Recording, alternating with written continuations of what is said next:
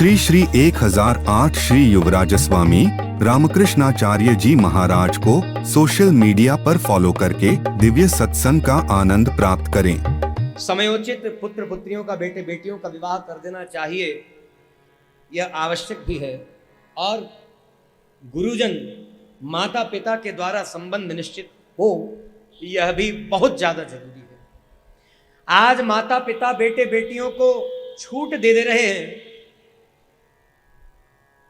कि तुम्हें जो पसंद हो, जैसा पसंद हो वैसा विवाह कर लो।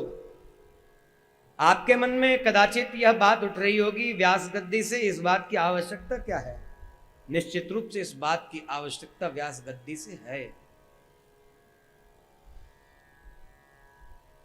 क्योंकि पूरा इतिहास देखिए, अनादिकाल से इतिहास देखिए, जब जब धर्म की हानि हुई है तो व्यास गद्दी को ही रक्षा करनी पड़ी है। इसलिए व्यास जी का आदेश, आचार्यों का आदेश जो है, धर्म मर्यादा जो शास्त्र में कही गई है, वह बताना हमारा कर्तव्य है। सो आपको बता रहे हैं। तो चलिए, बात बाल विवाह की तो नहीं करेंगे, लेकिन उचित समय पर हो जाना चाहिए। और एक बहुत भारी विकृति समाज में आई, बहुत भारी, उस ओर भी आपका ध्यान लाना चाहते हैं तो कृपया सावधान होकर के सुनिएगा। वो बहुत भारी विकृति ये है कि ये जो छूट दे दी है, जो पसंद है उससे विवाह कर लो, तो सम समाज होते हुए भी कभी गोत्र भी एक हो जाता है, तब भी माता पिता उसका भी रास्ता निकाल रहे हैं।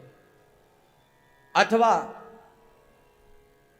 और किसी दूसरी परिस्थिति में भी रास्ता निकाल रहे हैं कि हाँ ठीक है, कन्यादान किसी और से करवा दो। अरे ये सर्वथा अनुचित है और धर्म का उल्लंघन होगा तो दुष्परिणाम होगा। तो चलिए, गोत्र का विज्ञान समझ लीजिए। आजकल बायोडाटा में लड़के लड़कियों के ब्लड ग्रुप भी लिखे जाते हैं कहीं कहीं। बहुत एक छोटी सी बात प्रस्तुत कर रहे हैं, बहुत व्याख्या हम करेंगे नहीं। ब्लड ग्रुप लिखा जाता है बेटे बेटियों का। उसके पीछे का विज्ञान ये है कि वर और वधु दोनों का ब्लड ग्रुप, रक्त समूह एक है तो संतान उत्पत्ति में बाधा आएगी। ये वैज्ञानिक तथ्य हुआ।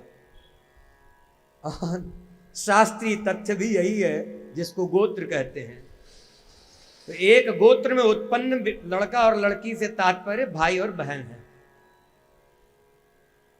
इसलिए इसका निषेध शास्त्र में किया गया है। इसलिए एक गोत्र विवाह निषिद्ध है शास्त्र से। अब ऋषियों की परंपरा को चाहे कितना भी गाली दे दी जाए, उससे बिगड़ना कुछ नहीं है। परंपरा का कुछ नहीं बिगड़ेगा, बिगड़ेगा हमारा। चलिए, भगवान का विवाह उत्सव करना है आज।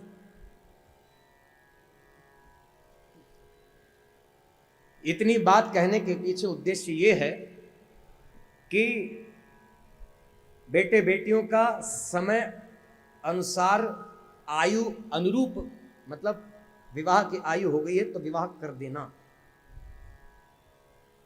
हाँ, ये सुनने को मिलता रहेगा 1 साल और 2 साल और 2.5 साल और थोड़ा ये कर लें, इतनी ग्रोथ और हो जाए, इतना ये बना लें, उतना वो कर लें, थोड़ा इंक्रीमेंट और हो जाए, थोड़ा प्रमोशन और हो जाए, इस पोस्ट तक पहुंच जाएं। ये सब सुनने को मिलता रहेगा। माता पिता का काम है बेटे बेटियों का शासन करना। समझ में आ रही बात? समझ में आ रही है कि नहीं बात? नहीं बोल रहे। ये दुख समझा जा सकता है, क्यों नहीं बोल पा रहे हैं हाँ या ना? इसलिए नहीं बोल पा रहे हैं क्योंकि ये दुखती हुई नस है समाज की, और ये दुखती हुई नस पकड़ाती है तो या तो मौन रखा जाता है और नहीं बहुत जम के चिल्लाया जाता है। जब दर्द कहीं हो रहा हो और चिकित्सक पकड़ ले वहीं पे कि यहां दर्द है, और पकड़ के जरा दबाया जोर से, हाँ हाँ यही है, तो ये अकेले में चिल्लाने वाला काम लोग करते हैं। सभा में बैठ के कोई नहीं करेगा, अच्छी बात है, अकेले में चिल्लाने वाला काम करते हैं। गुरुदेव क्या कहें, ऐसा हो गया। रोते बिलखते ये चिल्लाना अकेले में, क्या किया जाए। शिक्षा की आवश्यकता पहले है, घटना घटित हो जाने के बाद नहीं।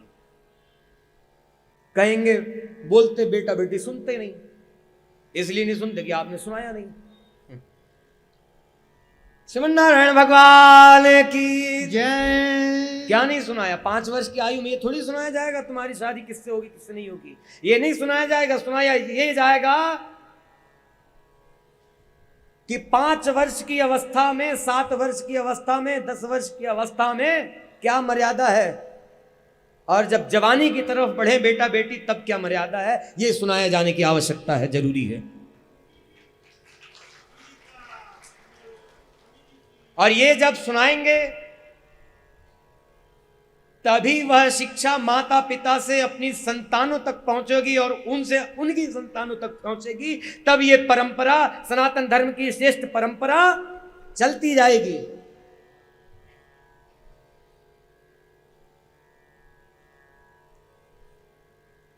यही धर्म का निर्वाह है, यही धर्म की रक्षा है। धर्म का पालन करना ही धर्म की रक्षा है। वेद की श्रुति है ना, धर्म रक्षित रक्षिता। तो धर्म की रक्षा करने के लिए हमेशा तलवार भाले बंदूकें तोबे नहीं चलाई जाएंगी। अपने धर्म का पालन कीजिए, यह धर्म की रक्षा है।